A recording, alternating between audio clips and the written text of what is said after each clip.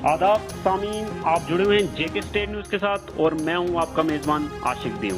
सामीन, इस टाइम हमारे साथ फ़ोन लाइन पे मौजूद है मौलाना मोहम्मद अली। मौलाना साहब, आपका खैर मकदम है जेके स्टेट न्यूज़ में, मैं आशिक बात कर रहा हूँ।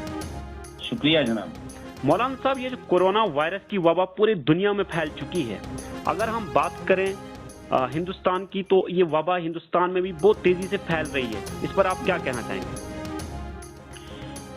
ये वबा सारे आलम का रुख करते हुए हमारे मुल्क में बहुत तेजी के साथ फैल रही है और आइंदा न जाने कब तक ये फैलती रहेगी। इसके हवाले से मैं सबसे पहले लोगों से जो गुजारिश करता रहा हूं वही आज भी करूंगा कि इस वक्त एहतियातों का बहुत ज़्यादा ख्याल रखें कि हमें एहतियात करने की ज़रूरत है और खुसूसन सोशल डिस्टेंसिंग और इसी तरह से लॉकडाउन की और जो शराइत हैं उन शराइत का पालन करने की ज़रूरत है। घरों में ज़्यादातर रहने की ज़रूरत है, बहुत ज़्यादा मिलने मिलाने से बचने की ज़रूरत है, ताकि हम जितना घर बैठेंगे और जितना तन्हाई इख्तियार करने की कोशिश करेंगे उतना इंशाल्लाह इस मर्ज से और इस लागदार बीमारी से दूर रहेंगे। मौलाना साहब, अगर हम बात करें ज़िला किश्तवाड़ की, तो ज़िला किश्तवाड़ के बहुत सारे लोग जो आउट ऑफ स्टेट थे, जिन लोगों को वापस लाया गया है और उन्हें क्वारंटाइन में रखा गया है, आपकी बात उन लोगों से हुई होगी, तो क्या इंतज़ाम है ज़िला इंतज़ामिया की तरफ से? जहाँ तक उन लोगों के इंतज़ामात की बात है, इंतज़ामात के एतबार से जिन लोगों के कल से मुझे फ़ोन आ रहे हैं, एक साहब रात को ग्रुप में भी मैसेज कर रहे थे, ग्रुप बोंजवा में मैसेज आया और उन्होंने कहा कि जनाब हमें ईद चूंकि क्वारंटाइन में गुजारनी है तो शायद वही चाय की प्याली मिले। मैंने सोचा कि शायद ये मजाक होगा, लेकिन सुबह को जब क्वारंटाइन वालों के फ़ोन आए और उनके अहले खाना के फ़ोन आए और अभी तक आ रहे हैं कि उन लोगों को अभी तक पानी और चाय पर गुजारा करना पड़ा है। किसी एक सेंटर में सिर्फ सब्जी और कुलचा आया है, उसके अलावा अभी तक खाने की कोई चीज़ नहीं मिली है। इसके हवाले से मेरी गुजारिश है इंतज़ामिया से कि इंतज़ामिया इंतज़ाम करने में कुछ शायद कमज़ोर हो रही है।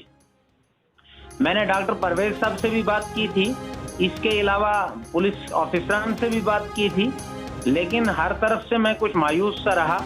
इत्तिफाक से 2 दिन पहले मोबाइल रेस्टॉल किया तो डीसी साहब का नंबर भी निकल गया था, जिसकी वजह से डीसी साहब को फ़ोन नहीं कर सका। बाकी कुछ हजरात को मैंने फ़ोन भी किया और तवज्जो दिलाने की कोशिश की है, लेकिन तवज्जो नहीं हुई। ये तवज्जो दिलाने वाली बात भी नहीं थी, असल में बात ये थी कि इनको इंतज़ामिया वालों को खुद तवज्जो दे के ये कोशिश करनी थी कि एक शख्स कोई मुजरिम नहीं है, कोई वो खुदा न खास्ता किसी केस में माखूज नहीं है, वो पकड़ के नहीं लाया गया है, बल्कि वो घर आने के लिए जब आ चुका तो अब आपने क्वारंटाइन में रखा है, कम से कम उसकी जियाफत और उसकी मेहमान नवाजी होनी चाहिए थी। ये जाए कि वो खाने को भी तरस रहा है, ये जुल्म की बात है। मैं इंतज़ामिया से गुजारिश करता हूँ कि आप इस पर खुसूसी तवज्जो। मौलाना साहब, आपके ब्लॉक बोझों से कितने लोग जो अभी तक क्वारंटाइन किश्तवाड़ में हैं?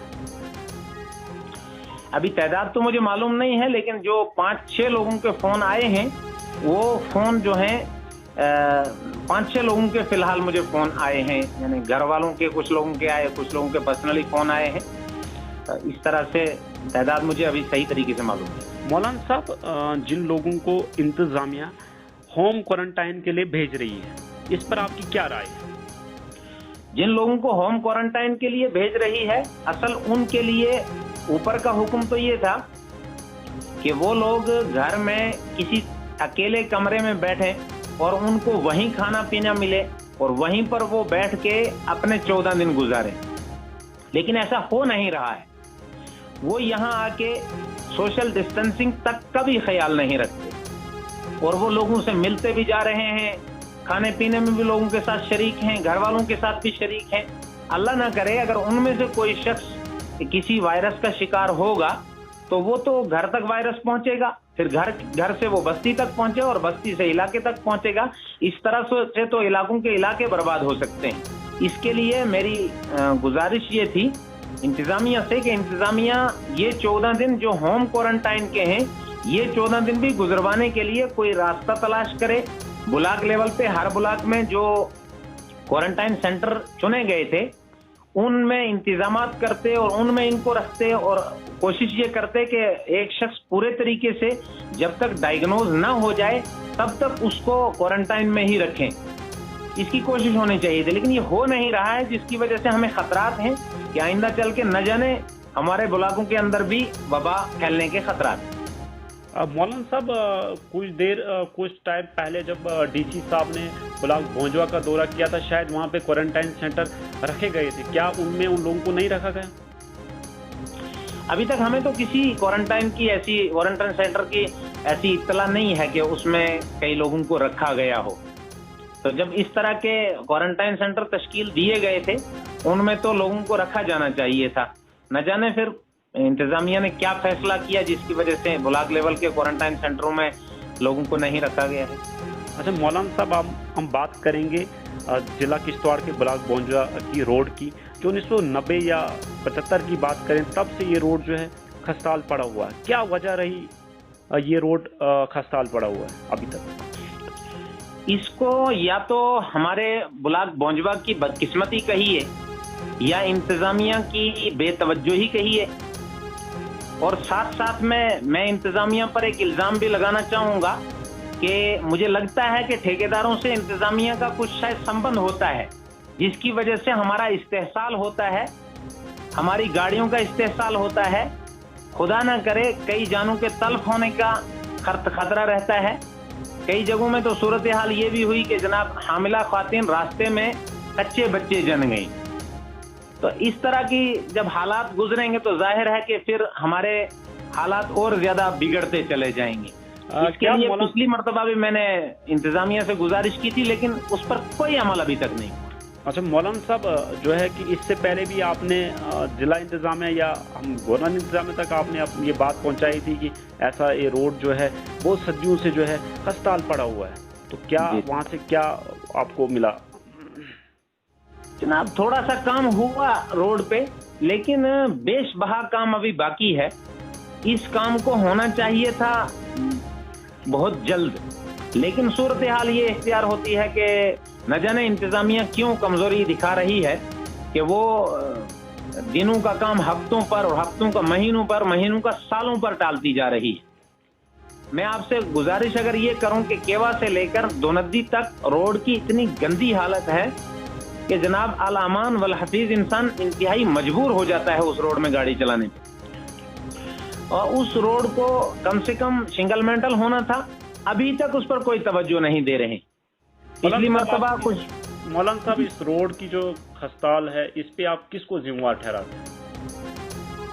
اب اصل تو ذمہ وار انتظامیہ ہے, چونکہ انتظامیہ اگر توجہ دے گی تو پھر ٹھیکیدار کی کیا حیثیت ہے کہ ٹھیکیدار اس میں توجہ نہ دے سکے. انتظامیہ کو توجہ دینی چاہیے اور ٹھیکیداروں کو کس کے رکھنا چاہیے, تبھی جا کے کام ہوگا. اصل میں انتظامیہ اور ٹھیکیدار یہ لوگ مل جل کے کام کرتے ہیں, اس لیے یہ سارا کا سارا نقصان ہوا جا رہا ہے. اچھا مولانا صاحب, آپ بھونجوا کے لوگوں کو کیا پیغام دینا چاہیں؟ میں بھونجوا کے لوگوں سے یہ گزارش کرنا چاہوں گا کہ ہمارا علاقہ اب تک خصوصاً وبائی مرض سے محفوظ چلا آ رہا ہے. ہم اپنے علاقے کو محفوظ کرنے کے لیے جتنے بھی احتیاطی طریقے اپنا سکتے ہیں وہ احتیاطی طریقے اپنائیں. ساتھ ساتھ میں علاقے کی ڈیولپمنٹ کے لیے انتظامیہ کا ساتھ دینے کی بھی کوشش کریں.